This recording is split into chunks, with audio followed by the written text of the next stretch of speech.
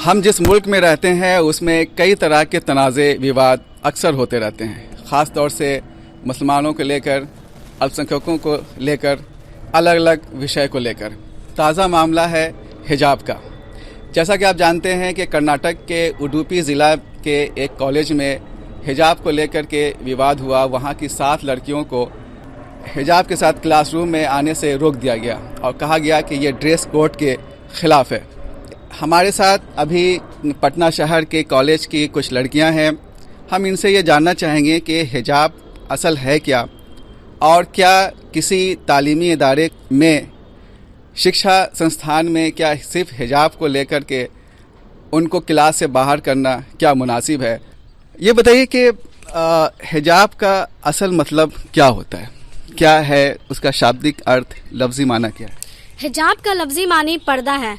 मतलब इस्लाम में पर्दा को एक वाजिब करार किया गया है। जिस तरह से मुसलमान औरतों में नमाज पढ़ना फ़र्ज़ किया गया है, उसी तरह हम औरतों में, इस्लाम में हम औरतों में पर्दा करना वाजिब है। इस्लाम पर्दे को हयादारी, पाकीज़गी और रास्त रवी, मतलब सीधा रास्ता दिखाने को हिजाब का लग़वी मानी कहलाता है। क्या इस सिलसिले में कोई कुरान की आयत वगैरह है? जी, इस सिलसिले में तो बहुत सारी कुरान की आयत है। कुल लिल मोमिनाति यग़ज़ुज़्ना मिन अब्सारिहिन्ना व यहफ़ज़्ना फ़ुरूजहुन्ना वला युबदीना ज़ीनतहुन्ना इल्ला मा ज़हरा मिन्हा वलियदरिबना बिख़ुमुरिहिन्ना वला जुयूबिहिन्ना वला यदनीना ज़ीनतहुन्ना।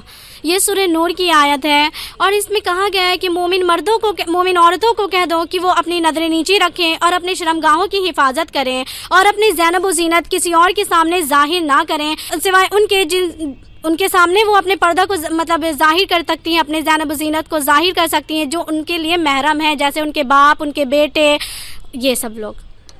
ये बताइए कि हिजाब में किस तरह की छूट हो सकती है, कितना ढक सकती हैं, कितना खुला सकती हैं? जैसे कि हिजाब के बारे में अभी बताया गया कि सूरह अहज़ाब में कि जब हम औरतें अपने घर से बाहर निकले तो ख़ुद को जो है वो चादर से, अपने ऊपर चादर इस तरीके से डाल ले कि हम पूरी तरीके से कवर हो जाएं। तो ये जो हमारा हिजाब का जो तरीका है वो तो खैर हम किसी भी वक्त पे हम इस चीज़ को नहीं छोड़ सकते हैं। वो हमें हिजाब जो है वो करना ही है, तो हम वो किसी हालत में नहीं छोड़ सकते। लेकिन जैसा अबू हनीफ़ा बताते हैं कि जब फितने का अंदेशा ना हो तो उस वक्त पे हम जो हमारा फेस है उस चीज़ को हम अनकवर कर सकते हैं। लेकिन जहाँ फितने का अंदेशा है तो वहाँ पे हमें हिजाब करना ही है। तो डायरेक्ट है कि जहाँ पे फितने का अंदेशा नहीं है तो वहाँ पे हम अपने फेस को और अपने हाथ को खोल सकते हैं। आपने कहा कि फितना का अंदेशा, तो उडीपी में जैसा हुआ कि लड़कियों ने कहा कि हम जिस क्लासरूम में हैं वहाँ अगर फीमेल टीचर हैं तो हमको कोई दिक्कत नहीं है हिजाब हटाने में, लेकिन अगर मेल टीचर होता है तो हमें दिक्कत होती है। क्या वाकई ये लॉजिकल बात है? बेशक, जैसे कि हमें कुरान और हदीस में भी बताया गया है कि जो भी अपोजिट जेंडर्स होते हैं तो वो अट्रैक्शन के बाइस होते हैं।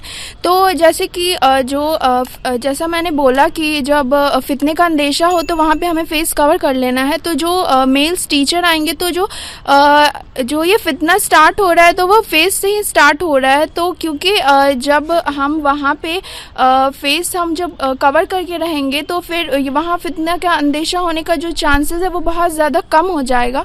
तो इस हिसाब से अगर वो मेल्स के सामने वो कह रही हैं कि हम अपना हिजाब करेंगे तो ये बिल्कुल सही उन लोगों का डिसीज़न है। ये कहा जाता है कि हिजाब जो है वो रुकावट है औरतों की तरक्की में। क्या ये वाकई सही है? क्या ऐसा नहीं देखा जाता है कि हिजाब के साथ कुछ औरतों ने तरक्की की है, ऊंचे ओहदे हासिल किए हैं? जी बिल्कुल, ऐसा कहना बिल्कुल ही गलत है कि ये हिजाब जो है वो औरतों की किसी भी चीज़ में उनकी तरक्की में रुकावट है। क्योंकि अगर हम देखें, अगर हम पूरी इसमें देखें, अगर हिस्ट्री में देखें तो हमको पता चलेगा कि बहुत सारी ऐसी ख़वातीन हैं, बहुत सारी ऐसी लड़कियां हैं जिन्होंने बहुत बड़े बड़े ओहदे हासिल किए हैं हिजाब के साथ ही। जैसे कि उसमें आता है, जैसे कि तवक्कुल कामरान का आता है तस्करा कि जो कि एक नोबेल प्राइज़, पीस के लिए नोबेल प्राइज़ विनर रह चुकी हैं वो। उसके अलावा नूर टगोरी जो कि मोटिवेशनल स्पीकर और एक्टिविस्ट रह चुकी हैं। उसके अलावा और भी बहुत सारी ख़वातीन हैं, जैसे कि कैरोलिन वॉकर जो कि एक अमेरिकन जज है, और उन्होंने जब ओथ लिया था तो उन्होंने बाइबल की जगह कुरान पे हाथ रखे ओथ लिया था। और उसके अलावा तवक्कुल कामरान के लिए ये भी आता है कि जब उनसे सवाल किया गया कि आप जो पर्दा करती हैं तो क्या आपके लिए ये रुकावट नहीं, उनसे भी सवाल किया गया था। तो उन्होंने जो जवाब दिया कि वो ये जवाब दिया कि जब पुराना ज़माना था, जब दुनिया बनी थी, तब जो लोग थे ना तो उनका वो बिल्कुल ही नेकेड रहते थे क्योंकि उनके पास समझ नहीं था। लेकिन जैसे जैसे उनका इंटेलेक्चुअल डेवलपमेंट होता गया, जैसे जैसे वो समझदार हो गए, जैसे जैसे उनके अंदर डेवलपमेंट आता गया, उन्होंने अपने बॉडी को कवर करना शुरू कर दिया पत्तों से और पेड़ की खाल वगैरह से और जानवरों की खाल से अपने बॉडी को कवर करने शुरू कर दिए। तो अगर आज हम हिजाब कर रहे हैं या अपने बॉडी को कवर कर रहे हैं तो ये इस बात का सबूत है, हमारी डेवलपमेंट को ये बताती है, हमारी मॉडर्निटी को बताती है कि हम कितने ज़्यादा कितने ज़्यादा हम मॉडर्न हो चुके हैं, कितने ज़्यादा इस चीज़ को समझ रहे हैं। इसके अलावा और भी बहुत सारी खातून हैं, इब्तिहाज मोहम्मद जैसे कि उन्होंने जो कि एक ओलंपिक में मेडलिस्ट रह चुकी हैं, इब्तिहाज मोहम्मद, जैसे कि दालिया मुगालिब जो कि बैरक ओबामा की तकरीर लिखती थी, उनकी एडवाइज़र थी, उन्होंने बापर्दा 8 साल उनके साथ काम किया है।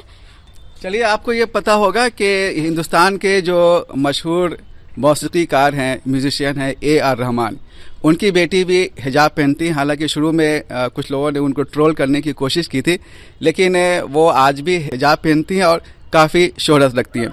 चलिए आगे बढ़ते हैं, ये पूछते हैं कि ड्रेस कोड का हवाला दे करके हिजाब से महरूम किया जाता है और कहा जाता है नहीं आप हिजाब हटाइए।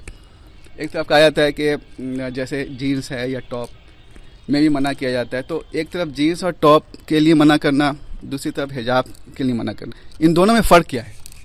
देखिए, सबसे पहले तो मैं ये कहना चाहती हूँ कि हिजाब जो है वो ड्रेस कोड के खिलाफ नहीं है, क्योंकि हम इंडिया में रहते हैं जो कि एक ऐसी कंट्री है जो डेमोक्रेटिक कंट्री है और यहाँ की कॉन्स्टिट्यूशन जो है वो हर मजहब को इजाज़त देता है कि वो अपने रिलीजियस प्रैक्टिस को करे। आर्टिकल 29 जो है हमारे कॉन्स्टिट्यूशन का, वो हमें ये राइट देता है कि हम अपने कल्चर को, अपने आइडेंटिटी को प्रैक्टिस करें। तो अगर इस ऐसी कंट्री में कोई भी इंस्टीट्यूशन बनाया जाता है, वहाँ का ड्रेस कोड बनाया जाता है, तो हर मजहब के लोगों को, हर जाति के लोगों को, हर कम्युनिटी के लोगों को मद्देनजर रख के कोई भी ड्रेस कोड बनाया जाता है। तो हम आज ये नहीं कह सकते हैं कि ये ड्रेस कोड के खिलाफ है, क्योंकि हमारा कॉन्स्टिट्यूशन हमें ये आज़ादी देता है कि अगर हम कहीं जाएं तो हम अपने रिलीजियस को प्रैक्टिस करें, हम हिजाब लगाएं। और दूसरी चीज़ जो आपने कही जीन्स टॉप की बात, तो उसमें यह है कि जीन्स टॉप एक ऐसा ड्रेस है जो किसी भी कम्युनिटी से जुड़ा हुआ नहीं है, लेकिन हिजाब जो है वो इस्लाम की एक पहचान है। इस्लाम में लड़कियों को ये हुक्म दिया गया है कि वो जब भी अपने घर से बाहर निकले तो अपने आप को कवर करके निकले, हिजाब लगा कर निकले।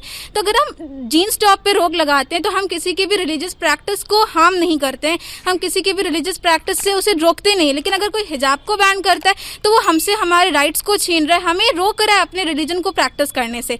तो इसीलिए जीन्स टॉप का मुकाबला हम हिजाब से नहीं कर सकते। और जीन्स टॉप को अक्सर इसलिए भी बैन किया जाता है कि अगर लड़कियां वो पहनकर किसी इंस्टीट्यूशन में आती हैं तो उनकी बॉडी जो है वो पूरी अट्रैक्शन का एक जरिया बनती है, उनकी बॉडी के पार्ट्स नुमाइश होते हैं, जिससे उन पर क्राइम बढ़ सकता है, उनके साथ छेड़छाड़ की जा सकती है या उन्हें परेशान किया जा सकता है, उन्हें सताया जा सकता है। तो हम हिजाब को एक तरह से अपनी प्रोटेक्शन के लिए भी लेते हैं, और हिजाब चूंकि अल्लाह ने हुक्म दिया है इसलिए भी हम करते, तो हिजाब पहनकर हम अपनी दुनिया और आखिरत दोनों को संवारते हैं। इसलिए हिजाब को हम जीन्स टॉप से कंपेयर नहीं कर सकते हैं। तो और हिजाब जो है वो ड्रेस कोड के भी खिलाफ नहीं है। ये बताइए कि मास्क में भी चेहरा ढक जाता है और फिर हिजाब में भी, तो मास्क लगाने के लिए हर जगह कहा जाता है, वहाँ कहा जाता है, बहुत सी ऐसी जगह है जहाँ कहा जाता है कि अगर आपने मास्क नहीं लगाया डिपार्टमेंट स्टोर्स में, मार्केट्स में, कहीं भी, तो कहा जाता है, ऑफिसों में कहा जाता है कि नहीं आपकी एंट्री नहीं होगी। लेकिन जब आप हिजाब लगाती हैं तो कहा जाता है कि नहीं आप हिजाब हटाइए। क्या फ़र्क है दोनों में? जी, दोनों में अगर देखा जाए यहाँ पर, तो ये सवाल हम उन लोगों से करना चाहते हैं जो हिजाब की मुखालफत करते हैं। जैसे पैंडेमिक सिचुएशन हो गई थी तो लोगों को मास्क लगाकर घर से जाने के लिए कहा गया था।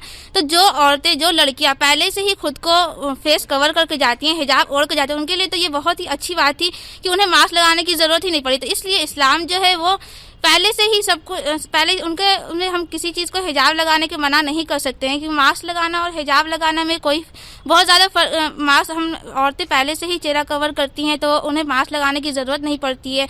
तो ये उन लोगों का जो ये एक साजिश है कि औरतों को तालीम से रोका जाए, उन्हें हिजाब उतारने के आने के लिए कहा जाए, क्लास में कहा जा रहा है, इसके मतलब ये है कि वो अपने हिजाब तो उतारेंगी नहीं और इस तरह से वो तालीम हासिल नहीं कर पाएंगी। जो लड़कियां अभी, जो उड़ीपाई स्टूडेंट जो हैं, उन्होंने जो हिजाब उतार के आने से मना कर दिया तो उन्होंने बिल्कुल सही किया, क्योंकि हम अपने तालीम के लिए हिजाब को छोड़ नहीं सकते हैं। अच्छा, ये बताइए, क्या ये वाकई लगता है कि हिजाब से मना किया जाता है सिर्फ इस वजह से कि उनको तालीम से महरूम कर दिया जाए या नौकरी से महरूम कर दिया जाए?